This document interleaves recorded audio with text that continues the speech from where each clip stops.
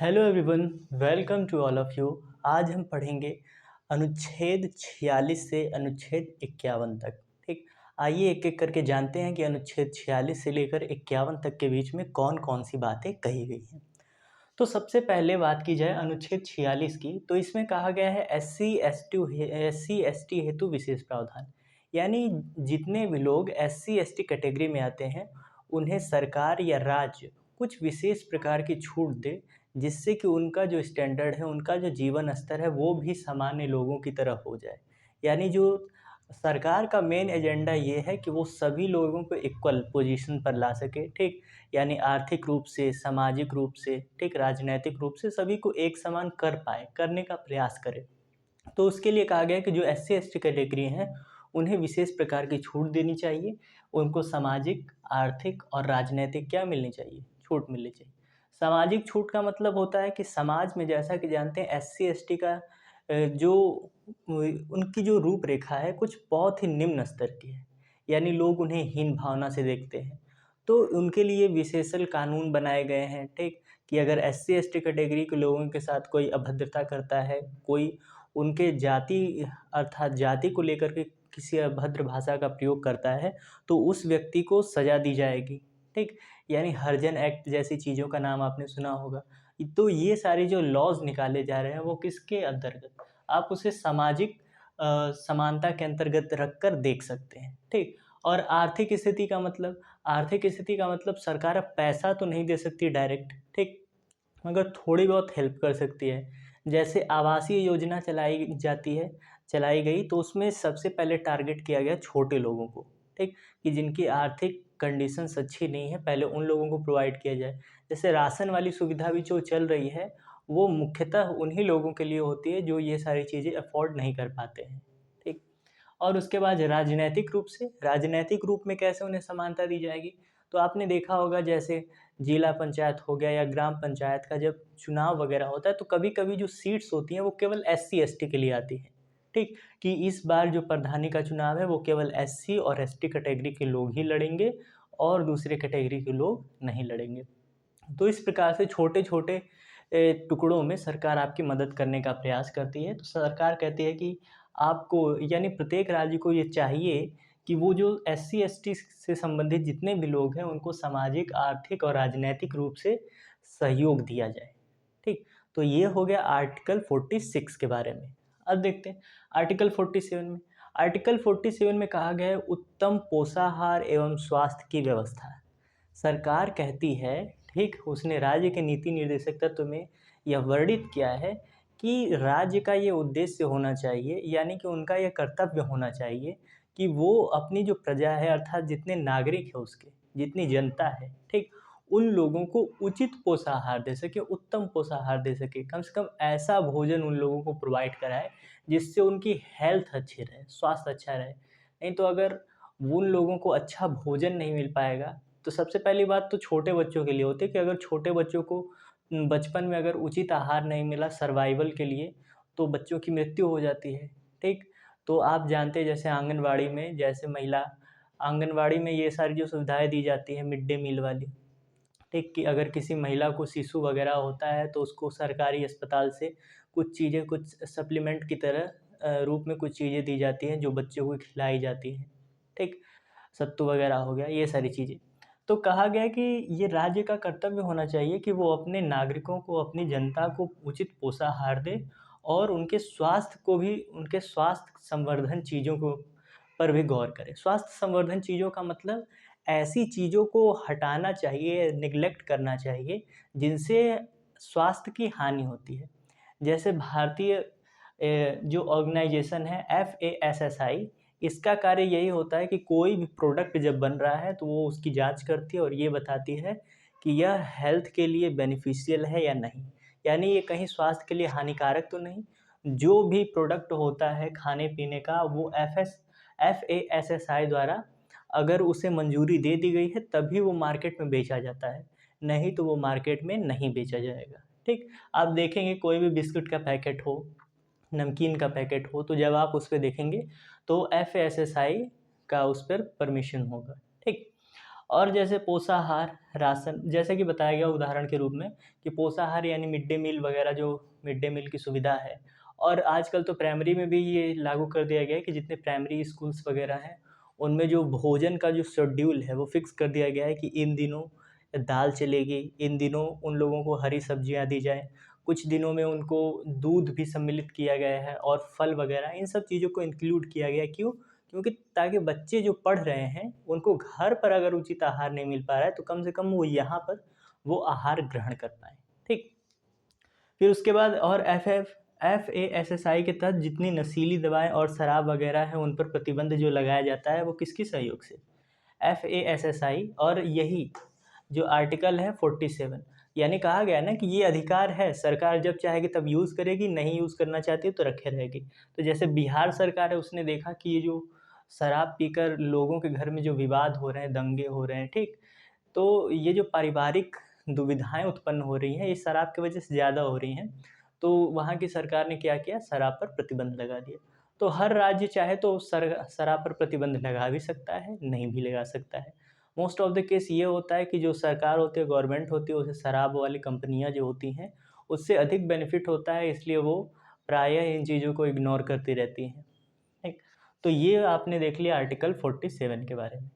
तो जितनी नशीली दवाइयाँ होती हैं, कुछ नशीली दवाइयों का मतलब होता है, हर दवा होती है उसके अंदर ड्रग्स की कुछ न कुछ मात्रा होती है।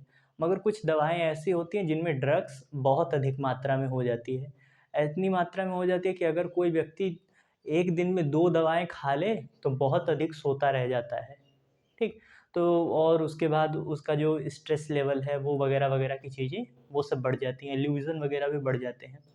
तो ऐसी चीज़ों को प्रतिबंधित करने का अधिकार जो सरकार है या जो राज्य है, वो आर्टिकल 47 के अंतर्गत प्राप्त करती है। ठीक? तो ये भी आपने समझ लिया। अब आते हैं आर्टिकल 48 के बारे में। आर्टिकल 48 में कहा गया है कि जो गवर्नमेंट है, जो सरकार है, वो कृषि और पशुपालन के क्षेत्र में विशेष प्रकार का सहयोग करेगी। कि यदि आप खेती करना चाहते हैं, तो सरकार आपकी मदद करेगी। किस प्रकार से मदद करेगी? मदद करने का मतलब है, जैसे कि आप इस समय अगर कोई महँगी कार वगैरह लेने जाते हैं, ठीक? जैसे मान लीजिए महिंद्रा थार, ठीक?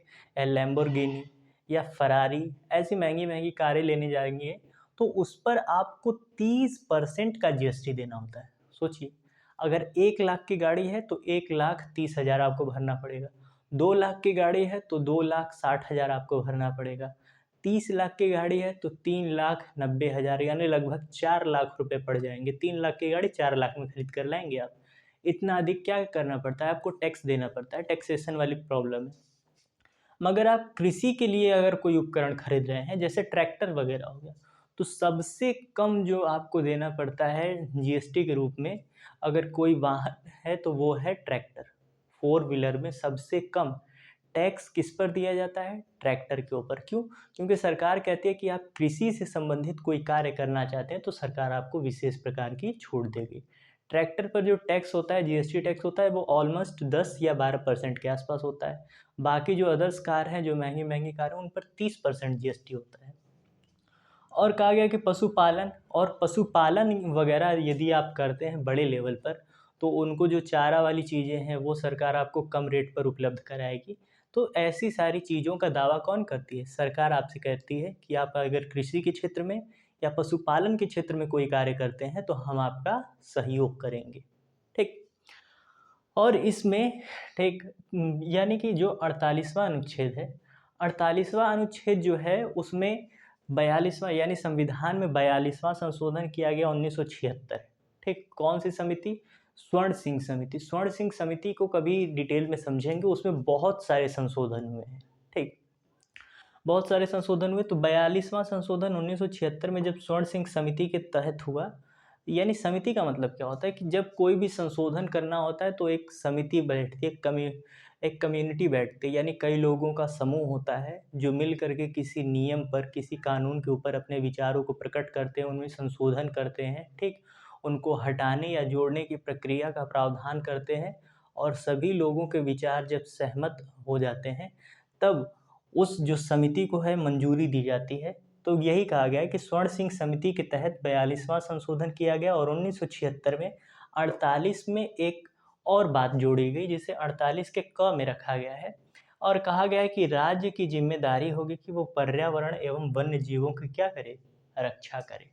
ठीक, यानी राज्य का ये कर्तव्य है कि वो आसपास के पर्यावरण, जैसा कि आप जानते हैं कि हरे भरे वृक्षों को अगर कोई व्यक्ति काटता है तो उसे जेल होती है, क्यों, इसी के तहत। फिर उसके बाद कहा गया है एवं वन्य जीवों की रक्षा। वन्य जीव का मतलब होता है कि वन में निवास करने वाले जो जीव हैं उनकी हत्या ना करें, उनका संरक्षण करें। अगर बहक कर वो गांव की ओर चले आए तो उनको, आपका कर्तव्य बनता है कि वो वन्य जीव हैं उन्हें वन की ओर आप छोड़ आएँ। ठीक, ये ना कि उसे किसी प्रकार का आघात पहुँचाएँ। तो ये 48 के क में कहा गया है। ठीक, और जो 48वां अनुच्छेद है, जब आप देखेंगे स्वर्ण सिंह समिति के बारे में, तो ये जब 42वां संशोधन किया गया तो इसमें बहुत सारी चीज़ें, यानी संसद की कुछ शक्तियों के बारे में बताया गया, कुछ और शक्तियाँ जोड़ी गई। जो हमारा प्रियम्बल है, ठीक, यानी जो भारतीय प्रस्तावना है उसमें कई सारे नए-नए शब्द जोड़े गए। ठीक, तो बहुत सारी चीज़ें हुई हैं जिसके कारण ये जो संशोधन है 48वां अनुच्छेद है, इसे कहा जाता है मिनी कॉन्स्टिट्यूशन। लगभग इसमें 59 59 नई बातों को जोड़ा गया है। ठीक, इसलिए इसको कहा जाता है मिनी कॉन्स्टिट्यूशन। भारतीय संविधान का कौन सा ऐसा अनुच्छेद है जो मिनी कॉन्स्टिट्यूशन के नाम से जाना जाता है, तो वो है आर्टिकल 48। ठीक, और इसी के तहत ये जो आर्टिकल आप देख रहे हैं कृषि एवं पशुपालन। ठीक, तो पशुपालन, तो अब बात ये आई कि जैसे आपने सुना होगा कि गौ हत्या पर अब प्रतिबंध लगा दिया गया है कि आप गाय को नहीं काट सकते। ठीक, तो ये जो लॉ निकाला गया वो गाय के लिए नहीं निकाला गया।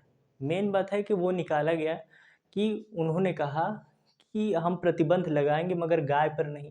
क्यों, अगर कह रहे हैं कि गाय पर लगाएंगे तब ये एक प्रकार का धार्मिक मामला हो जाएगा। ठीक, कि आप केवल एक ही पशु को प्रेफ़रेंस दे रहे हैं, बाकी पशुओं को प्रेफ़रेंस नहीं दे रहे हैं।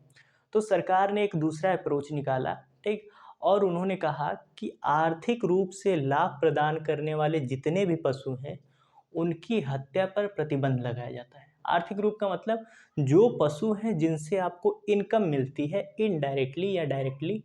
ठीक, इनडायरेक्टली का मतलब जैसे वो दूध देती हैं, आप दूध बेचते हैं, आपको पैसा मिलता है। उसके बाद उनके जो गोबर होते हैं, गोबर के उपले बनते हैं, उन उपलों से भी आप बिज़नेस कर सकते हैं। गाँव वगैरह में तो मान लीजिए एक उपला ₹5, ₹3, ₹2 ऐसे मिलता है। मगर अब की जो आप वेबसाइटें देखेंगे फ्लिपकार्ट वगैरह, वहाँ पर यही चीज़ें, ठीक, यानी 10 उपले, 20 उपले, इतने उपलों का दाम वो ₹200 लेंगे। ठीक, यानी अब ये भी एक बिज़नेस बन गया है। फिर उसके बाद ये कहा गया कि उनकी जो यूरिन होती है, यानी जो पेशाब है, उसमें यूरिया की मात्रा अच्छी होती है। अगर उसका प्रयोग किया जाए खेत वगैरह में, तब वो भी एक प्रकार से लाभदायक है। तो इन्होंने कहा कि कोई भी ऐसा पशु जिससे आर्थिक लाभ होता हो, उसकी आप हत्या नहीं कर सकते। अगर कोई व्यक्ति हत्या करते हुए पकड़ा गया, तो वो दोषी माना जाएगा और उसे सज़ा दी जाएगी। तो इस बात का भी ध्यान रखें। तो आपने कंप्लीट कर लिया आर्टिकल 48। ठीक, अब बढ़ते हैं आगे आर्टिकल 49 की तरफ। ठीक, 49 में कहा गया है कि राष्ट्रीय धरोहर, हमारी जो राष्ट्रीय धरोहर है, जो हमारी इमारतें हैं और जो पुरातत्व है, पुरातत्व का मतलब जो पुरानी-पुरानी चीज़ों के साक्ष्य हमारे पास हैं, उनकी रक्षा की बात की गई है कि उनकी क्या की जाएगी? रक्षा की जाएगी। तो भारतीय पुरातत्व संगठन जो होता है, वो हमारी धरोहरों की रक्षा करता है, जिसके अंतर्गत इसे एएसआई कहा जाता है। और जो संस्कृति मंत्रालय है, भारत का जो संस्कृति मंत्रालय है और भारतीय पुरातत्व संगठन जो है, ये दोनों कंबाइंड रूप से हमारी धरोहरों, इमारतों और पुरातत्व की क्या करते हैं? रक्षा करते हैं। और धरोहरों की रक्षा करने के लिए खास करके सीएसआईएफ के जो जवान होते हैं, उन लोगों को तैनात किया जाता है कि हमारी जितनी धरोहरें हैं उनकी आप क्या कीजिए? रक्षा कीजिए। और जो विश्व धरोहर होती हैं, विश्व धरोहर का मतलब क्या होता है कि ऐसी चीज़ें जो वर्ल्ड में यूनिक हैं, ठीक?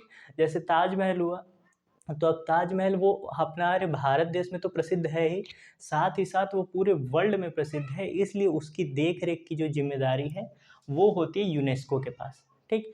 कोई भी अगर विश्व धरोहर है तो उसकी रक्षा की ज़िम्मेदारी, उसके देखभाल की ज़िम्मेदारी, उसकी मरम्मत की जो ज़िम्मेदारी होगी, वो यूनेस्को की होगी और राष्ट्रीय धरोहरों की सुरक्षा सीआईएसएफ के जवान लोग करते हैं और बाकी जो इमारतें वगैरह हैं, पुरातत्व हैं, उन सब चीज़ों की रक्षा जो है भारतीय पुरातत्व संगठन और संस्कृति मंत्रालय दोनों मिल करके करते हैं। ठीक, तो ये चीज़ें हो गई। अब आगे कहा गया है आर्टिकल 50 में कि कार्यपालिका एवं न्यायपालिका स्वतंत्र होंगी। ठीक, यानी न्यायपालिका और कार्यपालिका अपना काम करने के लिए स्वतंत्र होगी। पहले कार्यपालिका और न्यायपालिका को थोड़ा अच्छे ढंग से समझते हैं कि न्यायपालिका का मतलब क्या है, कार्यपालिका का। न्यायपालिका का मतलब होता है कि कोई भी लॉ को, देखिए, कार्यपालिका, न्यायपालिका और एक होता है विधायिका। ठीक, यानी बात तो इन्हीं दो की गई है, मगर ये तीनों शब्द जब एक साथ रहते हैं तो इनकी मीनिंग अच्छे तरह से समझ में आती है। ठीक, कार्यपालिका, विधायिका, कार्यपालिका, न्यायपालिका। विधायिका का कार्य होता है कोई भी नियम या कानून बनाने का। ठीक, कि हमने ये नियम और कानून बना दिए।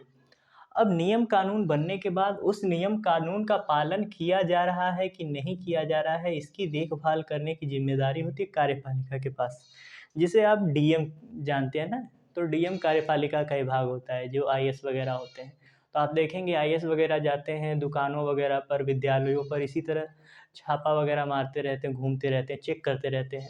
अगर किसी स्कूल वगैरह में, किसी कॉलेज में गए, देखे कि वहाँ पर कॉलेज चल रहा है, यानी 5 सब्जेक्ट है और कॉलेज में केवल 2 ही टीचर हैं। ठीक, यानी कि कॉलेज सही ढंग से चल नहीं रहा है, बाकी टीचर अपनी जिम्मेदारी को अच्छे ढंग से निभा नहीं रहे हैं, तो उन लोगों को सज़ा दिलाता है कौन है, ये कार्यपालिका का व्यक्ति। तो विधायिका का कार्य होता है नियम कानून को बनाना। कार्यपालिका का कार्य होता है कि उस नियम कानून की देखभाल करना, कि जो नियम कानून सरकार ने लागू किए हैं उनको सही रूप से चलाया जा रहा है कि नहीं, उनका संचालन जो है वो अच्छे ढंग से हो रहा है कि नहीं। और कोई व्यक्ति जब उस कार्य को करते हुए गलत पाया जाता है, दोषी पाया जाता है, तो उसे सज़ा देने का जो प्रावधान है वो न्यायपालिका करती है। ठीक, यानी जितने लोगों से अपराध हुआ है या जो लोग सरकार के बनाए गई सीमाओं से परे होकर के कोई कार्य करते हैं, तो उन लोगों को सज़ा देने का अधिकार और अन्य लोगों को न्याय दिलाने का अधिकार जो काम होगा वो कौन संभालेगी, न्यायपालिका। तो पहले ये कई ऐसे देश हैं जहाँ पर आप देखेंगे कार्यपालिका और न्यायपालिका एक ही में मिक्स होते हैं, उन्हीं को दोनों काम करना होता है। यानी वो ही निगरानी भी रखेंगे और निगरानी रखने के बाद उन लोगों को सज़ा देने की प्रक्रिया जो है वही लोग करेंगे। तो इसमें दिक्कत क्या होती है, जैसे कि आप देखते हैं कि न्यायपालिका का पार्ट अलग है।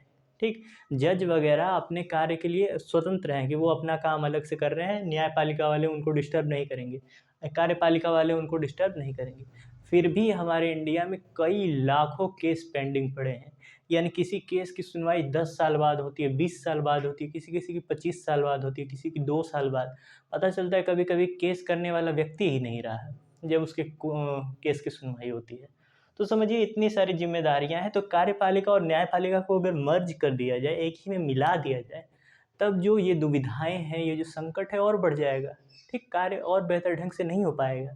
तो इसके लिए कहा गया है कि कार्यपालिका स्वतंत्र रूप से अपना कार्य करेगी, न्यायपालिका स्वतंत्र रूप से अपना कार्य करेगी। इसके कार्य में न्यायपालिका हस्तक्षेप नहीं करेगी, और जब न्यायपालिका अपना कार्य कर रही होगी तो उसमें कार्यपालिका किसी प्रकार का हस्तक्षेप नहीं करेगी। तो इसमें यही कहा गया है कि कार्यपालिका और न्यायपालिका अपने कार्य करने के लिए स्वतंत्र हैं। ठीक, तो ये आर्टिकल 50 हो गया। अब आर्टिकल 51 पर आते हैं, अनुच्छेद 51। इसमें कहा गया है अंतर्राष्ट्रीय विवाद। अंतर्राष्ट्रीय विवाद की बात की गई है कि इंटरनेशनल जब डिब्यूट होता है तो उसे हम कैसे मैनेज करेंगे। तो इसमें कुछ पॉइंट्स दिए गए हैं। तो पहला कहा गया है कि शांति। ठीक, शांति का मतलब हम शांति समझौता करेंगे, यानी उस देश से बात करेंगे, बात करने के बाद उसकी बातों को सुनेंगे, खुद खुद भी समझेंगे, उसे भी समझाएंगे, अगर वो मान गया तब अच्छी बात है। यानी हम पहला जो हमारा चरण होना चाहिए वो शांति का होना चाहिए, कि हम पहले शांति समझौता करेंगे, उनको समझाएंगे, बात वगैरह करेंगे। दूसरा स्टेप होता है कि अगर व्यक्ति शांति समझौते पर ना आए तो उसके बाद संधि कर लेनी चाहिए। संधि का मतलब होता है कि आपने कुछ शर्तें ऐसी बनाई गई कि आपने किस चीज़ के लिए डिमांड किया है। मान लीजिए हमारे और आपके देश में जो विवाद हो रहा है वो तेल को लेकर हो रहा है। ठीक, तेल और मसाले को, कि हम आपको जो तेल है वो सस्ता दे रहे हैं मगर आप मसाले हमको महंगे दे रहे हैं। तो आपने कहा कि ठीक है, आइए एक एग्रीमेंट साइन करते हैं कि आप इस रेट से अगर तेल देंगे तो हम आपको इस रेट से मसाले देंगे। तो ऐसा आपने एग्रीमेंट साइन कर लिया, एक बॉन्ड बना लिया, एक संधि कर ली, ठीक। तो कहा गया कि अगर कोई व्यक्ति किसी बात विशेष को लेकर के अगर आपसे विवाद कर रहा है अंतर्राष्ट्रीय स्तर पर, तो आप संधि कर लीजिए। नहीं तो उसके बाद आता है मध्यस्थता। मध्यस्थता का मतलब होता है कि दोनों लोग अपनी अपनी शर्तें रखें और दोनों मान लें, तो उसे कहा जाता है मध्यस्थता, ठीक। तो उसके बाद ये हो गया। फिर उसके बाद यूएनओ की बात आती है और उसमें पांचवा जो कहा गया है रिस्पेक्ट ऑफ ऑल कंट्री, यानी हमारा भारतीय संविधान कहता है कि हम चाहे अपने देश, हमारा देश चाहे जिस भी पोजीशन पर हो, परंतु हमें ये चीज़ नहीं भूलनी चाहिए कि हमें सभी देशों का सम्मान करना चाहिए। क्योंकि एक देश दूसरे देश को लाइक नहीं करता है, ये बात अलग है, क्योंकि देश नॉन लिविंग थिंग्स है, वो एक सजीव वस्तु नहीं है। यानी देश को पसंद करने वाले, नापसंद करने वाले वहाँ की जनता होती है। और कोई भी देश कितना भी बुरा हो या कितना भी अच्छा हो, हर देश का प्रत्येक नागरिक किसी एक देश के प्रति उतना वो एग्रेसिव नहीं हो सकता, यानी बुरा नहीं सोच सकता। अगर पाकिस्तान की ही बात की जाए, तो पाकिस्तान जो है वो इंडिया के बारे में बुरा बोलने वाले अगर वहाँ पर 100 लोग हैं, तो उन 100 में से कम 20-25 आपको ऐसे भी मिल जाएंगे जो इंडिया के फेवर में होंगे, ठीक। तो हम इस आधार पर सभी को तो सज़ा नहीं दे सकते, यानी सभी को गलत नहीं मान सकते। तो हमारी एक धारणा है कि रिस्पेक्ट ऑफ ऑल कंट्री, कि हमें सभी देशों का क्या करना चाहिए, सम्मान करना चाहिए। वो अलग की बात है कि जब अपने देश के आत्मगौरव की बात आ जाए, तब वहाँ की बात अलग हो जाती है। नहीं तो ये दृष्टिकोण बनाकर रखना चाहिए कि सभी देश अपने स्थान पर मतलब अपने स्थान पर जैसे भी हैं वो सही है। फिर उसके बाद ये जो पॉइंट है यूएनओ, यूएनओ एक बहुत बड़ा टॉपिक है और बहुत अलग टॉपिक है। यूएनओ में सदस्य, यूएनओ एक ऐसा ऑर्गेनाइजेशन है, ठीक, जिसके अंतर्गत कुछ देशों को सिलेक्ट किया जाता है। उसमें कुछ अस्थाई देश होते हैं, कुछ अस्थाई देश होते हैं।